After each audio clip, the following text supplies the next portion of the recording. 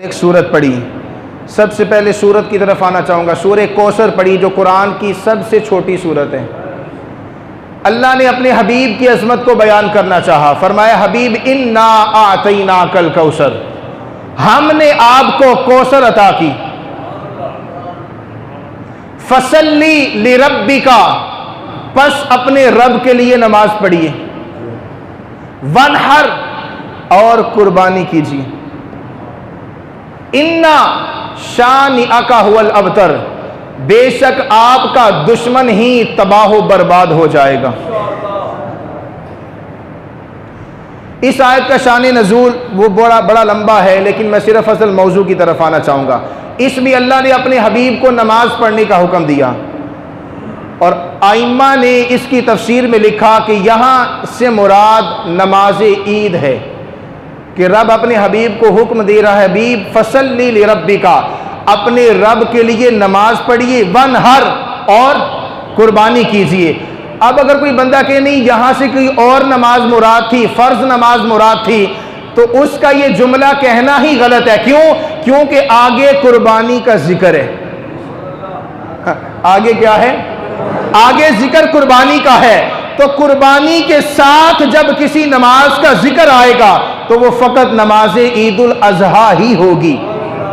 तो इसलिए अल्लाह ने अपने हबीब से फरमाया हबीब पहले नमाज पढ़िए और उसके बाद। इससे मसला वाज़े हो गया कुरान की रूह से कि रब ने फरमाया हबीब आप ये बतला दीजिए नमाज पहले पढ़ के कुर्बानी बाद में करके, कि वो लोग जो ये समझते हैं कि नमाज जरूरी नहीं, कुर्बानी पहले की जाएगी, तो जो बंदा नमाज को छोड़कर, ईद की नमाज छोड़कर उससे पहले कुर्बानी करेगा, अल्लाह को ना उसकी कुर्बानी मंजूर है ना उसका कोई अमल मंजूर है। हाँ जी, ईद की नमाज से पहले कुर्बानी नहीं हो सकती। अगर कोई करेगा तो होगी नहीं, उसकी कुर्बानी ज़ाया हो जाएगी, तबाह बर्बाद हो जाएगी। तो इसलिए नमाज ईद को पहले रखा ताकि लोग ईद की नमाज पढ़कर इस दिन का अल्लाह की बारगाह में शुक्र अदा करें, फिर उसके बाद अगला फरीज़ा अदा करें। तो मेरे आका ने यही करके दिखाया, और मेरे आका ने फरमाया कि जो बंदा कुर्बानी रखने की ताकत रखता हो, कुर्बानी करने की ताकत रखता हो, फिर भी वो कुर्बानी ना करे, वो हमारी ईदगाह के करीब भी ना आए। इससे माना यह है कि हुजूर फरमाते हैं उस मुसलमान को कोई हक नहीं पहुंचता कि वो दूसरे मुसलमानों की खुशियों में शरीक हो जिसने साहिबे इस्तिताअत होने के बावजूद कुर्बानी ना की। उसे कोई हक नहीं है, बल्कि उसे तो मुसलमान कहलाने का भी हक नहीं रहेगा। अगर कोई जानबूझकर अल्लाह ने सखी बनाया था फिर कहने लगा नहीं कुर्बानी क्या करनी है, किसी गरीब को वैसे ही पैसे दे देते हैं। आजकल ये बड़ा नजरिया चला है। हाँ जी, वो फैशनेबल लोग, हाँ, बड़े तहजीब याफ्ता अपने आप को कहने लगे, और अमेरिका से पढ़ के आने वाले, जी नहीं नहीं ये कुर्बानी फजूल अमल है, नाउजुबिल्लाह, इससे बेहतर है आप किसी बेटी की शादी करवा दें। यानी इस अहम फरीजे पर शादियां याद आती हैं, वैसे नहीं याद आएंगी। हाँ, किसी गरीब को मदद करनी है तो कुर्बानी को आड़ बना के, नहीं कुर्बानी ना करें, गरीब की मदद कर दें।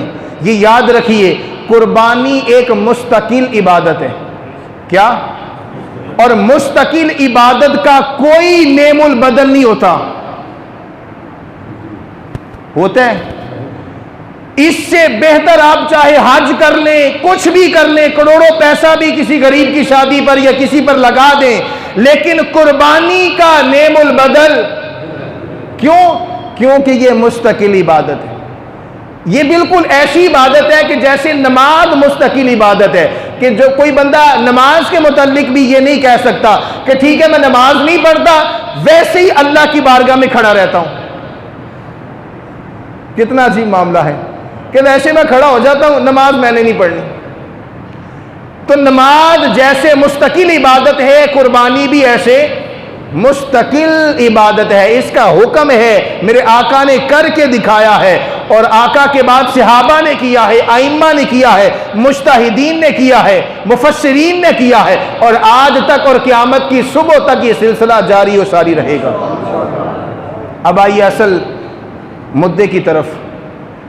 आज सिर्फ ये बतलाना है कि ज़बह कैसे किया जाता है जानवर। क्योंकि ज़बा के अंदर काफ़ी ख़राबियाँ हैं जिसकी वजह से लोगों की कुर्बानियाँ ज़ाया हो रही हैं। मैं नहीं चाहता किसी की कुर्बानी ज़ाया हो, इसलिए पहले से उसको तरीका बता रहा हूँ। तो तवज्जो के साथ सिर्फ तरीका सुने, इसके बाद नमाजी इंशाल्लाह खड़ी हो जाएगी 6 बजे। अच्छा, ज़बा करने का तरीका जो शरीयत ने बताया है वही ठीक है।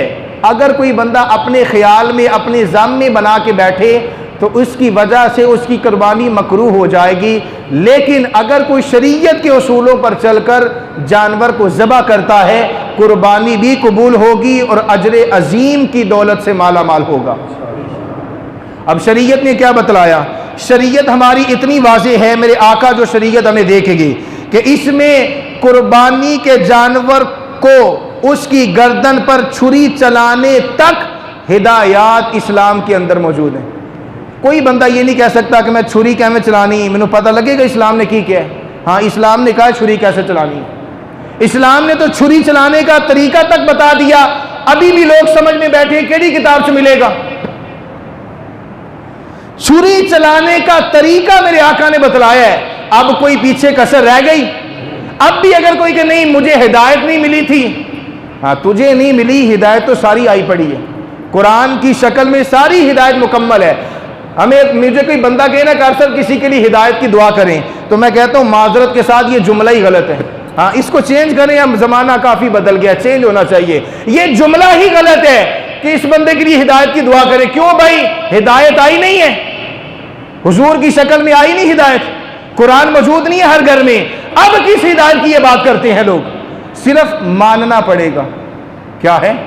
जिद छोड़नी पड़ेगी, मानना पड़ेगा कि कुरान आगे वाकई अल्लाह की किताब है और मैं अपनी बदबख्ती छोड़कर कुरान पे अमल करूं। ये है, ये नहीं है कि हिदायत की दुआ करें। इसको हिदायत तो आई पड़ी भाई।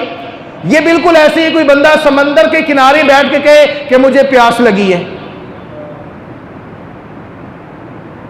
क्यों जी? समंदर के किनारे बैठा है, कह रहा प्यास लगी। अजीब मामला है। बिल्कुल उसी तरह किसी बंदे का ये जुमला किसी के लिए कहना कि हिदायत की दुआ करें, भाई हिदायत की दुआ कैसे हो सकती है जबकि कुरान भी है, मेरे आका की जात भी है। मेरे आका की जात के बाद कोई नबी नहीं आएगा, कुरान के बाद कोई किताब नहीं आएगी। अब भी अगर किसी को चाहिए कि वो कहता है मुझे हिदायत चाहिए, कोई नई किताब तो नहीं आनी। तो हिदायत कब आती है? जब बंदा तस्लीम कर लेता है, जब सर झुका लेता है, मैं ही पैदा सी, जब ये कह लेता है, जब ये कह लेता है कि मैं ही पैदा सी, कुरान सच्चा है, फिर हिदायत अल्लाह उसे देता है कुरान की। तो इसलिए ज़बा का तरीका सुन लें। जानवर को जब लिटाया जाएगा तो अहदीस में आया और मेरे आका ने फरमाया कि जानवर को लिटाने के लिए किबला रुख होना उसका ये मुस्तहब है। अच्छा अमल है कि जो ज़ाबे है यानी ज़बा करने वाला, उसका रुख भी किबले की जानिब हो और ज़बा शुदा जो उसको ज़बा करना है जानवर को, उसका रुख भी किबले की जानिब हो। उसको किबले की जानिब लिटाया जाए, छुरी चलाने वाले का रुख भी किबले की जानिब हो। फिर अगला मरहला, वो बंदा जिसने छुरी चलानी है अपना दायां पांव उसकी गर्दन पर रखे, गर्दन के जो सीधी तरफ वाला हिस्सा है ना जानवर की, उस तरफ दायां कदम रखे। दायां कदम रखने के बाद रगों की जांच पड़ताल करें और रगों की जांच पड़ताल करने में उसकी खाल ना खींचे। वो खाल खींच दे, इसलिए मेरे आका ने फरमाया कि जानवर को तकलीफ ना दो। खाल खींचने से जानवर को तकलीफ होती है, तो मेरे आका ने फरमाया ये जानवर बेजुबान हैं, इनको अगर तकलीफ दोगे तो तुम्हें भी तकलीफ मिलेगी, इसलिए उनको तकलीफ नहीं दी जाएगी। दायां पांव रख लिया गर्दन पे। अब 4 रगें हैं जानवर के हलक के अंदर जो कटनी जरूरी हैं। 4 रगों का कटना जरूरी है। उनमें जो पहली रग है ना वो है हुलकूम। क्या है? हुलकूम। उसके बाद है मुरी, ये दूसरी रग है। इस मुरी से पानी उतरता है, खाना पीना पानी ये जानवर का। उसके बाद 2 रगें हैं, वदा जैन उनको कहते हैं, वदा जैन, 2 रगों को, और ये तस्निया का सीगा है। वदा जैन में जानवर की खून की रवानगी पूरे जिस्म में फैलाई जाती है। अल्लाह ने निज़ाम कुदरत ऐसा बनाया है, वो दो रगों से जानवर के पूरे जिस्म में खून का पंप पड़ता है। अब ये 4 रगें हैं, इन 4 रगों का कटना ज़बा के वक़्त ज़रूरी है। अगर ना काटा गया तो ज़बा करने वाला जानवर हलाल नहीं होगा और ना उसकी कुर्बानी जायज़ होगी। अब उसको काटने के लिए छुरी कैसे चलाना होगी, ये भी तरीका शरीयत ने बताया। गर्दन पे पांव रख लिया, छुरी इतनी तेज हो कि जानवर को तकलीफ ना पहुंचे। हाँ जी, कुछ लोग किसाई क्या करते हैं, रगड़ते ही रहते हैं, उससे जानवर को इतनी तेज छुरी होनी चाहिए कि बस जब एक से दूसरी मर्तबा छुरी को हरकत दी जाए तो रगें कट कर जुदा हो जाएं। हम बस फौरन बिलफौर जानवर ज़िबा हो जाए जल्दी के साथ, तभी ये कुर्बानी असल मानों में अल्लाह की बारगाह में कबूल होगी। फिर क्या हुआ, जानवर को ज़बा करने के लिए छुरी कैसे चलाई जाएगा, छुरी का तरीका सुनने सारे लोग। हम उमूमन जो किसाई हैं वो भी, और उमूमन उनमें मैं भी शामिल हूं, हम उमूमन क्या करते हैं कि छुरी चलाते हैं, जब गर्दन पर रखते हैं तो पीछे की तरफ पहले खींचते हैं। ऐसे ही बोलिए, क्या करते हैं? ऐसे ही है, बोलिए ना। छुरी गर्दन पर रखकर पीछे की तरफ नहीं चलाई जाएगी। हाँ, इसमें भी फलसफा है। शरीयत ने कहा छुरी गर्दन पर रखकर पहले आगे ले जाई जाएगी, फिर पीछे को लाई जाएगी। कितनी खूबसूरत शरीयत है, कितनी खूबसूरत शरीयत है। जब इस अंदाज से छुरी चलाई जाएगी, ये मेरे आका ने तरीका बतलाया, तो फिर उस जानवर की रगें भी जल्दी कट जाएंगी और उस जानवर को तकलीफ भी नहीं होगी। हाँ, छुरी रखनी है, पहले आगे की तरफ लेके जाना है यूं, फिर पीछे की तरफ। जब हम पीछे की तरफ लेके जाते हैं फिर जानवर को तकलीफ होती है और फिर वो लगें सही तौर पे नहीं कट पाती। फिर वो क्या होता है, बार बार कसाई जाने, हाँ कसाई जाओ भाई नहीं। छुरी जितनी भी लगी हो, लेकिन अगर उसे गलत चलाया, शरीयत के खिलाफ चलाया, तो जानवर को तकलीफ जरूर होगी। और अगर शरीयत के मुताबिक चलाया कि शरीयत ने कहा पहले आगे की तरफ लेके जाना है फिर पीछे की तरफ, तो फिर रगें भी जल्दी कट जाएंगी और जानवर भी आपको दुआएं देगा।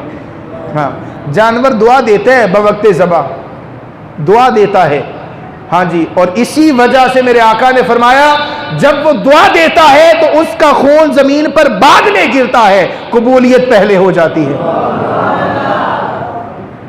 तो ये अंदाज है जो शरीयत ने बताया ज़बा करने का। इस तरीके से ज़बा किया जाएगा कि किबले रू लिटाना है, दाया पाँव उसकी गर्दन पे रखना है, फिर उसके बाद रगों की जांच पड़ताल करनी है, खाल नहीं खींचनी, हाँ जी, उसके सामने छुरी तेज़ नहीं करनी। जब ये सारी चीज़ें करने तो फिर आगे की तरफ छुरी चलाकर पीछे की तरफ लेके आए, 2 मरतबा ये अमल करें, उसकी रगें कट जाएंगी। अब ये कोई बंदा कहते कर सब को 2 से 3 मरतबा फिर भी ना कटी तो फिर छुरी का कसूर है। वो पाकिस्तान में कोई भी चीज़ तेज़ नहीं है, सारी स्लो है, 2 नंबर सारी चीज़ें हैं। हाँ, छुरी भी तेज़ नहीं कर सकते तो ये लोग क्या करेंगे, मुल्क चला रहे हैं ये लोग। छुरी भी तेज़ हमें नहीं मिल सकती। तुर्की वालों ने बड़ा अच्छा तरीका अपनाया, वो जानवर भी उनको नहीं पकड़ना पड़ता। यहाँ 10 बंदे जानवर को पकड़े बैठे हैं, इन्नो नपो जी, ऐसो टंगा नपो, ये करो वो करो। लेकिन तुर्की वालों ने बड़ा खूबसूरत तरीका, चूंकि वो समझते हैं शरीयत क्या है। सिर्फ ये पाकिस्तानी कौम ही है जो दुनियादारी समझती है, शरीयत की तरफ इनको ले गया नहीं, ये मौलवियों का काम है। हाँ, शरीयत पढ़ना ये क्या है, ये मौलवियों का काम है। भाई क्यों, आप मुसलमान नहीं है क्या? आपको इस्लाम नहीं आना चाहिए क्या? इस्लाम की तालीमात आप पर फर्ज नहीं है? वो क्या करते हैं, वो चारों टांगे जानवर की बांध देते हैं, 2 टांगे ऊपर की तरफ लटका देते हैं और 2 टांगे आपस में बांध देते हैं, फिर जानवर नहीं हिल पाता। और 2 बंदे उसके गर्दन के करीब खड़े हो जाते हैं और उनके औजार इतने तेज हैं, वो एक मर्तबा आगे को लेके जाते हैं, दूसरी मर्तबा जब वापस लेके आते हैं तो चारों रगें कट चुकी होती हैं। तो फिर जानवर दुआ नहीं देगा तो की करेगा? हाँ, और मेरे आका का तरीका देखें, कुर्बान जाए मेरे आका के तरीके पर। एक मर्तबा मेरे आका ने 100 ऊंट ज़बा किए, 100 ऊंट ज़बा किए और ज़बह करने का अंदाज क्या है? मेरे आका सिर्फ ऊंट की तरफ देखते, कितार दर कितार में ऊंट करे हैं, कितारा लगी हैं ऊंट दियां, हाँ जी, ए 10 ए 20 ए 30 ए 40 ए 50, हर कितार में जब मेरे आका पहले ऊंट की तरफ देखते, वो ऊंट खुद सर झुकाए हुए चलकर मुस्तफा की बारगाह में आता, मुस्तफा के कदमों में लेटता और जुबाने हाल से कहता, या रसूल अल्लाह, अपने हाथों से ज़बह फरमाइए। अब कहें जी नबी हमारे जैसा है, अब बंदे कहें कि नबी तो बशर है, हमारे जैसा है। हमें तो जानवर को ज़बह करने के लिए बड़े पापड़ बेलने पड़ते हैं, ये करो वो करो, लेकिन मेरे आका की शान ये है कि मेरे आका जब उनकी तरफ नजर उठा लें, वो नजर पड़ जाते हैं कि मुस्तफा ज़बह के लिए बुला रहे हैं। जानवरां नूं इन्नी सेंस है, नहीं सेंस ते अज दे इंसान नूं सेंस नहीं, उन्होंने अकल नहीं आती। ये है ज़बह का तरीका जो आप लोगों ने समाअत किया। अब ये एक दो बंदों के सवाल हैं, वो आप लोगों की गोश गुजार करना चाहूँगा, फिर उसके बाद नमाज ईद इंशाल्लाह खड़ी कर दी जाएगी। कोशिश है टाइम पे खड़ी कर दूँ मैं, लेकिन अब सवाल हैं तो वो उनके जवाब देना भी ज़रूरी है। सवाल की पर्ची कहाँ?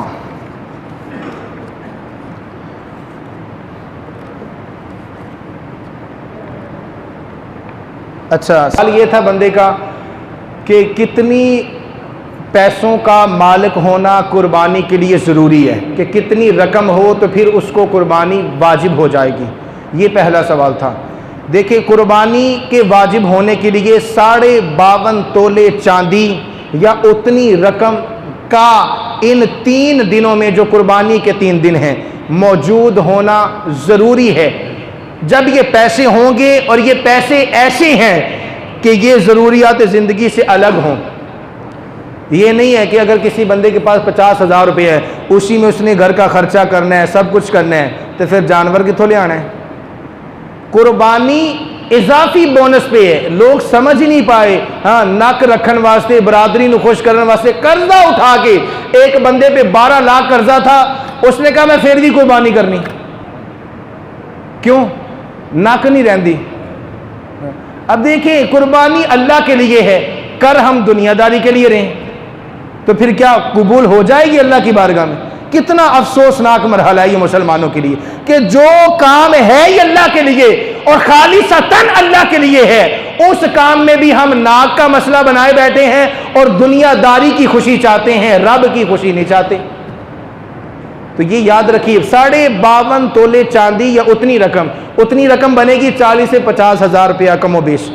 ये 3 दिनों में ज़रूरियात ज़िंदगी से अलग किसी बंदे के पास पैसे हो, उस बंदे पर कुर्बानी वाजिब हो जाएगी।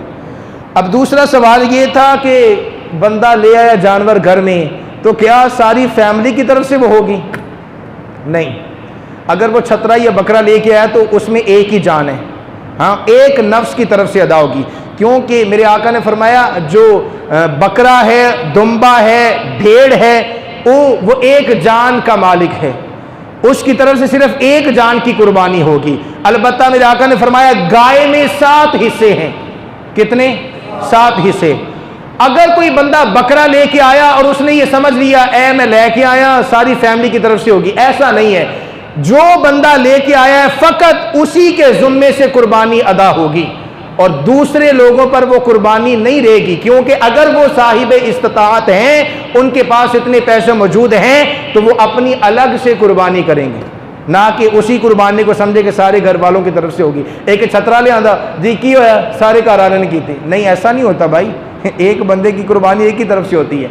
अब जो बैल है, गाय है, भैंस है, उनमें 7 हिस्से हैं। उन 7 हिस्सों में आप पूरे घर को शामिल कर लें, 7 बंदे होने चाहिए बस, हाँ जी, कि पुप्पी मामी ताई सब नु कर लो, 7 बंदे पूरे कर लो, फिर कह सकते हैं कि हाँ जी हमारे घर वालों की तरफ से कुर्बानी हो गई है। 7 हिस्से बड़ी कुर्बानी में हैं, छोटी कुर्बानी में सिर्फ एक ही हिस्सा है। और जो बंदा फैमिली में एक जानवर लेके आया छोटा, वो सिर्फ उसके जुम्मे से अदा हुई, बाकी लोगों पर अगर वाजिब थी, उनके पास इतनी रकम थी, उनके लिए दोबारा लाना जरूरी है। अब तीसरा सवाल मुझे याद नहीं, अगर वो बंदा बता सकता है तो फिर मुझे जल्दी से बता दे, टाइम ऊपर हो रहा है। पूछा या रसूल अल्लाह ये क्या माजरा, कुर्बानी आपने करनी है और एक बनती है, आप दो कर रहे हैं। मेरे आका ने फरमाया एक मेरी और एक मेरी उम्मत की। एक मेरी, अब उम्मत में वो लोग भी आने वाले थे जो अभी इस दुनिया में नहीं आए, तो मरने वाले की तरफ से कुर्बानी की जा सकती है, उससे उस कुर्बानी का सवाब पहुंच जाएगा। अल्लाह ताला से दुआ है कि अल्लाह ताला हम सबको इन बातों को समझने, इस पर अमल करने की तौफीक अता फरमाए।